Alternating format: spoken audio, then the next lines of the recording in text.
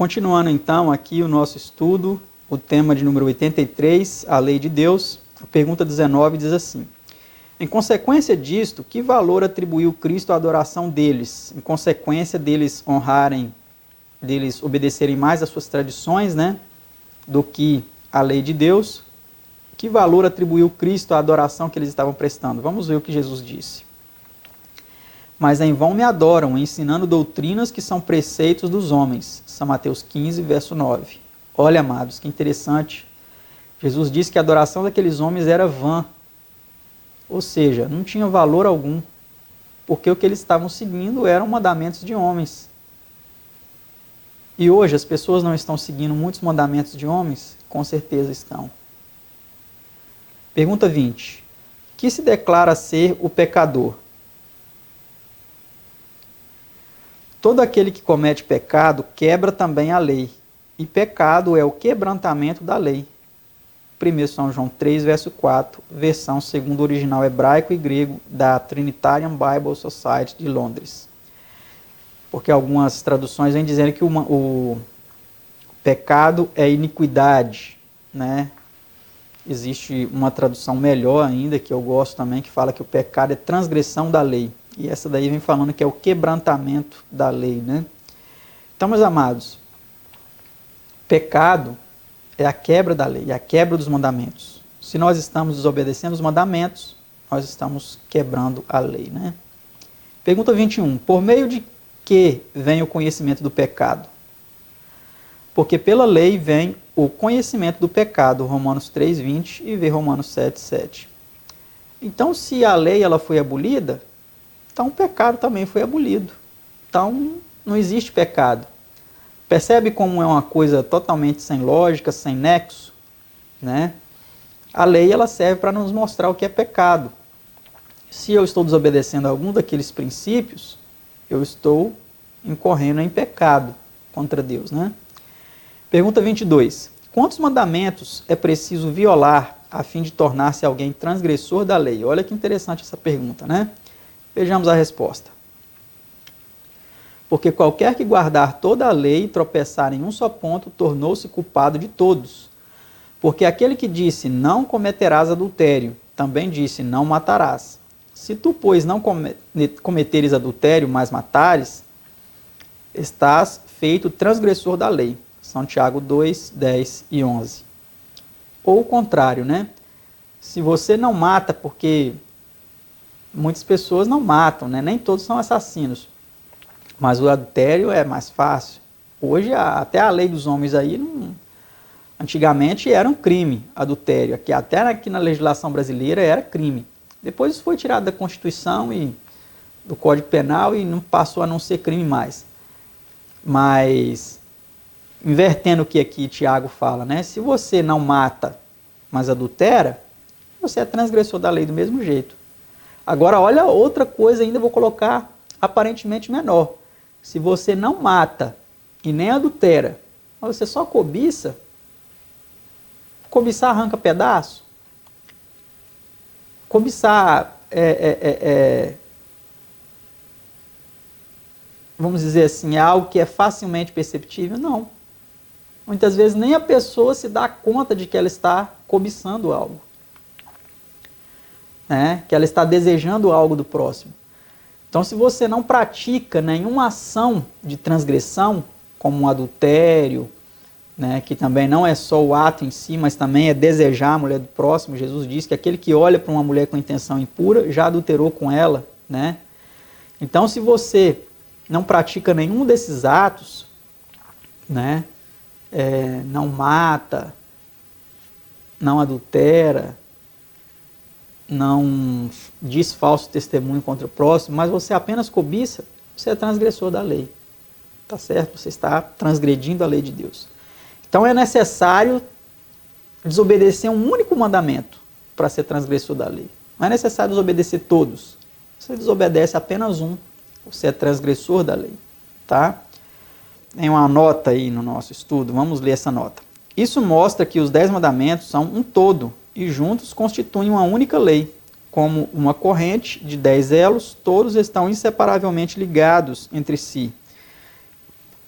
Se um elo se parte, parte-se toda a corrente.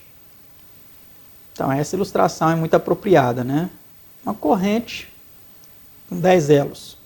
Se nós partirmos apenas um, se apenas um se quebrar, a corrente vai se dividir, né? Pergunta 23. Como podemos ser libertos da condenação de nossos pecados ou de nossas transgressões da lei de Deus? Vamos ver como nós podemos ser libertos. Se confessarmos os nossos pecados, Ele, Jesus, né, o nosso advogado, é fiel e justo para nos perdoar os pecados e nos purificar de toda a injustiça. 1 São João 1, verso 9. Estamos amados, precisamos confessar. Não confessar para padre, para homens, para pastor, não. Confessar para Deus e para Jesus.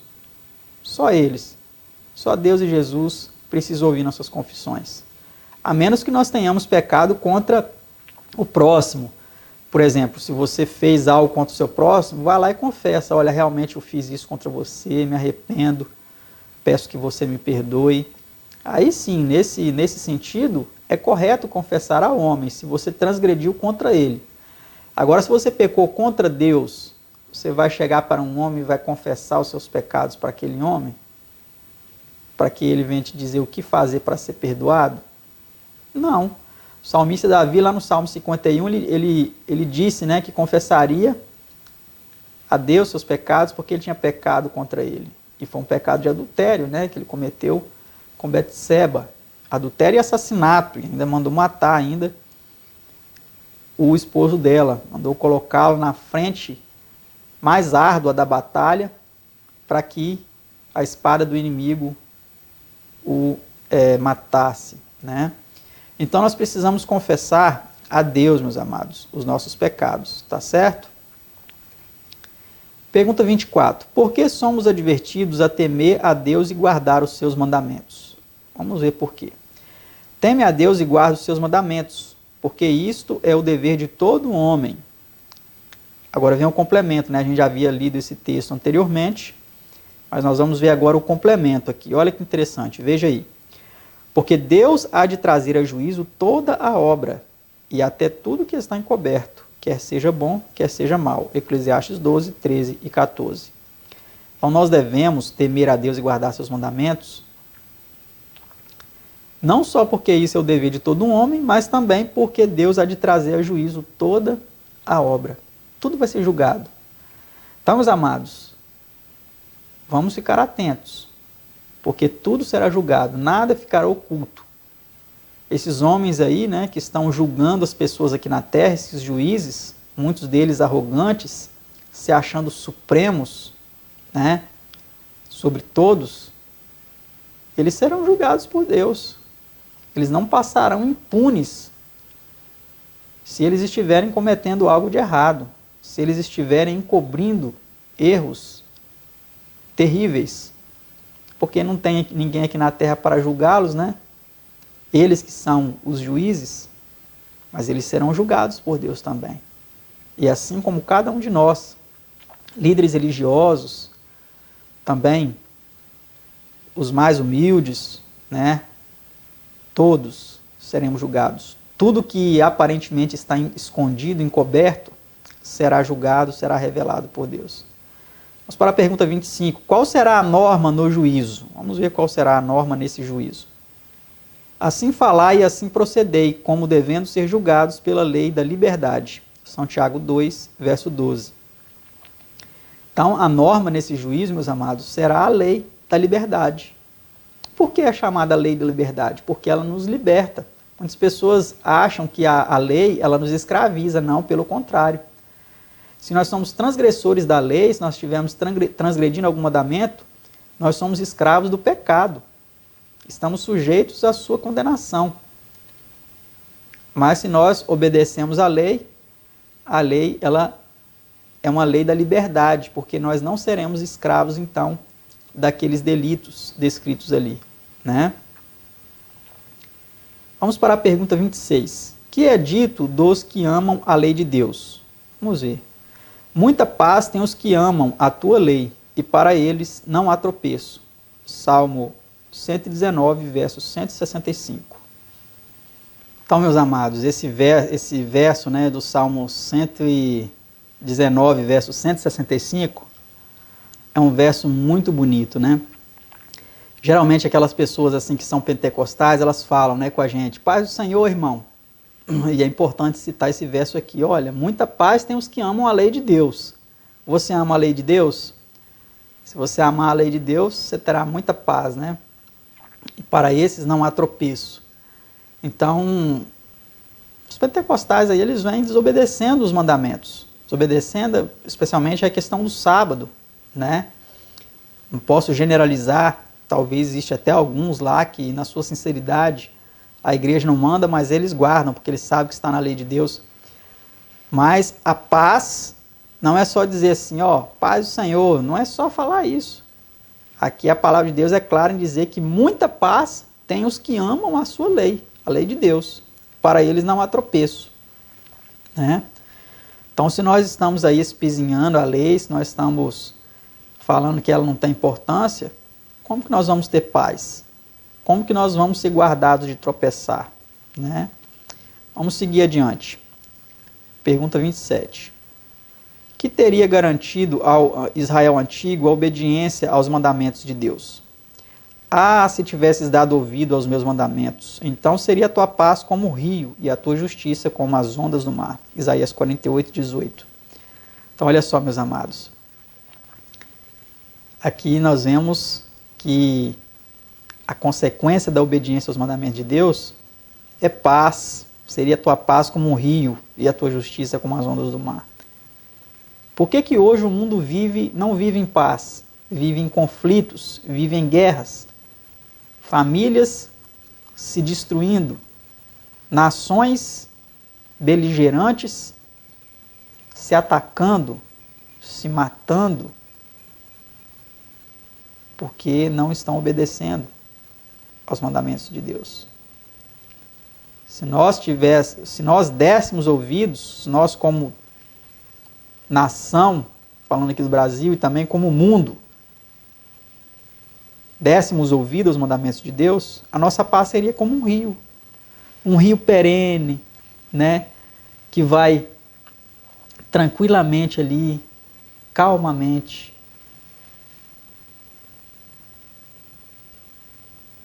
descendo até se encontrar com o mar.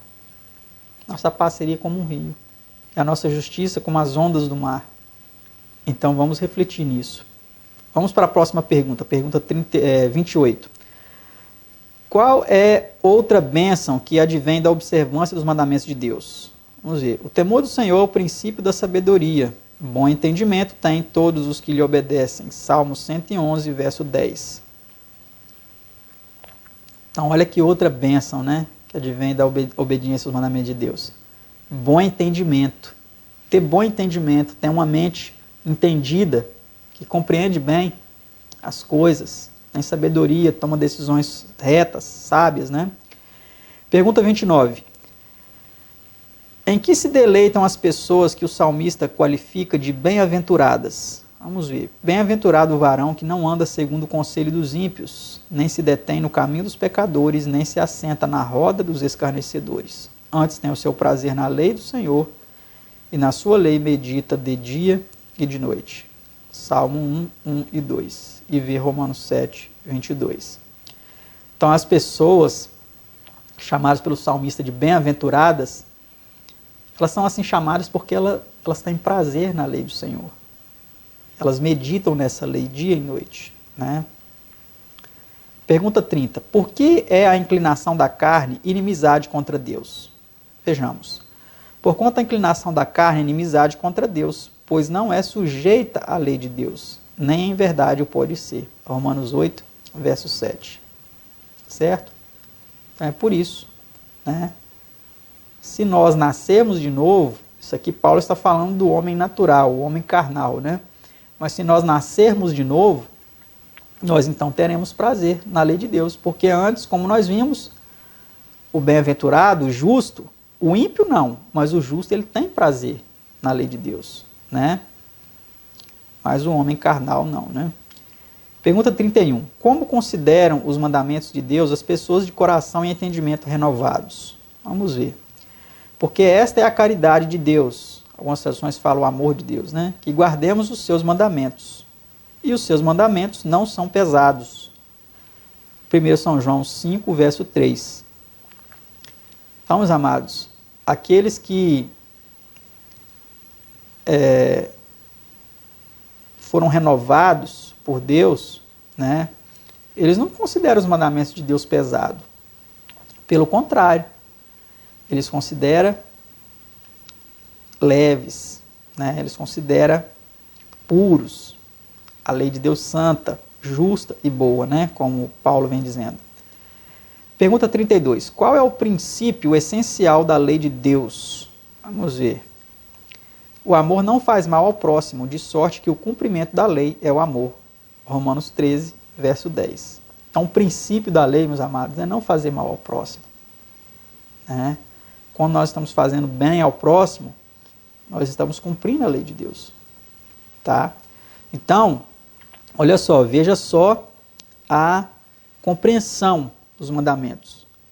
Quando eu faço bem ao meu pai e à minha mãe, quando eu honro ao meu pai e à minha mãe, que também são meus próximos, quando eu os amo, eu estou cumprindo a lei. Quando eu amo o meu próximo a ponto de não adulterar com a esposa dele, e as mulheres, né, de não adulterar com o marido da outra, você está amando o seu próximo. Quando você não dá um falso testemunho contra o seu próximo, você está amando o seu próximo. Tá certo? Quando você não mente para o seu próximo, você está amando o seu próximo. Tá bom, meus amados? Então, a lei, ela, em seu âmago, ela foi preparada para nos ajudar a amar mais ao próximo, né? Para saber como amar ao próximo. Vamos seguir aqui adiante. Pergunta 33. Em que dois grandes mandamentos é a lei de Deus sintetizada? Vamos ver. Amarás o Senhor teu Deus de todo o teu coração e de toda a tua alma e de todo o teu pensamento. Algumas traduções falam entendimento, né? E o segundo, semelhante a este, é: amarás o teu próximo como a ti mesmo. Destes dois mandamentos depende toda a lei e os profetas. São Mateus 22, 37 a 40. Vamos ver essa nota aí em nosso estudo. Se alguém me diz, eis que em substituição aos 10 mandamentos, recebemos 2, que são muito mais fáceis. Responder-lhe-ei que essa versão da lei não é de maneira alguma mais fácil. Uma tal observação implica falta de meditação e experiência. Esses 2 preceitos abrangem os 10, em seu mais amplo sentido, não podendo ser considerado exclusão de um jota ou tio dos mesmos. Quaisquer dificuldades existentes nos mandamentos são igualmente encontradas nos 2, que lhes são a súmula e substância. Se amais a Deus de todo o vosso coração, torna-se-vos preciso observar a primeira parte, e se amais o próximo como a vós mesmos, precisais observar a segunda. The Perpetuity of the Law of God, por C.H. Spurgeon, página 5. Ninguém mais, ninguém menos que o grande pregador Spurgeon, né? Então ele diz que se nós amarmos a Deus, obedeceremos a primeira tábua dos 10 mandamentos, onde está ali os 4 mandamentos na primeira tábua referentes ao amor a Deus, né? Que é não ter outros deuses adiante de Deus, que é não fazer imagem de escultura e nem se curvar perante elas, que é não tomar o nome de Deus em vão, e que é guardar o dia do sábado, lembrar-se do dia do sábado para o santificar, né? Então esses 4 primeiros mandamentos são referentes ao amor a Deus, e não podemos excluí-los com desculpa assim, a lei foi resumida em 2 mandamentos, amor a Deus sobre todas as coisas e ao próximo como a ti mesmo. Não, podemos excluir, porque os 4 primeiros da tábua dos 10 mandamentos se refere ao amor a Deus. E os outros 6, né, do 5º até o 10º, é referente ao amor ao próximo. Tá certo? Então essa é a compreensão correta dessa parte, né? Vamos para a pergunta 34, então. Já estamos chegando na reta final de nosso estudo. Que é dito de quem professa conhecer a Deus, mas não observa os seus mandamentos? Olha que importante essa pergunta, porque muitas pessoas estão dizendo por aí que professa conhecer a Deus. Ah, eu conheço a Deus, eu sirvo a Deus, sou um servo de Deus, mas não obedece os mandamentos. Não obedece. Vamos ver o que é dito dessas pessoas. Aquele que diz, eu conheço a Deus, né, e não guarda os seus mandamentos, é mentiroso, e nele não está a verdade. 1 São João 2, verso 4. Então, olha que importante, que sério isso aqui, amados. É a Bíblia que está chamando você de mentiroso, não é eu não. Se você está desobedecendo os mandamentos de Deus, você é chamado de mentiroso. E a verdade não está em ti. Mesmo que você professe conhecer a Deus e ser servo de Deus. Vamos para a pergunta 35. Que promessa é feita aos voluntários e obedientes? Vamos ver que promessa é feita a eles. Se quiserdes e ouvirdes, comereis o bem dessa terra. Isaías 1, verso 19. Então, olha só, a promessa que é feita aos voluntários, né? Aquelas pessoas que têm espírito voluntário, faz não por obrigação, mas são voluntárias, faz de livre vontade. E obedientes, essa é a promessa que é feita a eles, que eles comerão o melhor dessa terra. Aqui no sentido de que eles vão receber as dádivas, as bênçãos, né, prodigiosas das mãos de Deus. Mas e o contrário?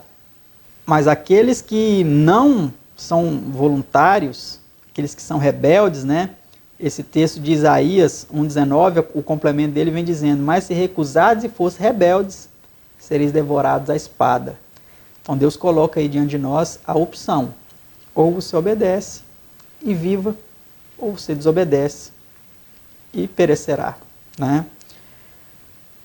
Vamos para a última pergunta de nosso estudo, então, a pergunta 36. Como considera Deus aos que andam em sua lei? Bem-aventurados os que trilham caminhos retos e andam na lei do Senhor. Salmo 119, verso 1. Então, Deus considera aqueles que andam na lei do Senhor, que trilham caminhos retos, como bem-aventurados. Essa palavra bem-aventurado significa feliz. Quer você ser feliz? Talvez você está buscando a felicidade na transgressão. Talvez você está buscando a felicidade no adultério, em casos extraconjugais. Talvez você está buscando a felicidade na desonestidade, para vantagens pessoais, na ganância, para oprimir o seu próximo e tirar dele o que dele é devido, para se enriquecer. Talvez você está buscando a felicidade em várias outras questões que são transgressões da lei de Deus. Mas aqui a palavra de Deus vem nos dizendo hoje que se nós queremos ser felizes, bem-aventurados, precisamos andar na lei do Senhor. Que esse seja o seu desejo, o meu desejo. E que Deus continue abençoando a cada um de nós. Até o nosso próximo estudo, se Deus quiser. Tchau.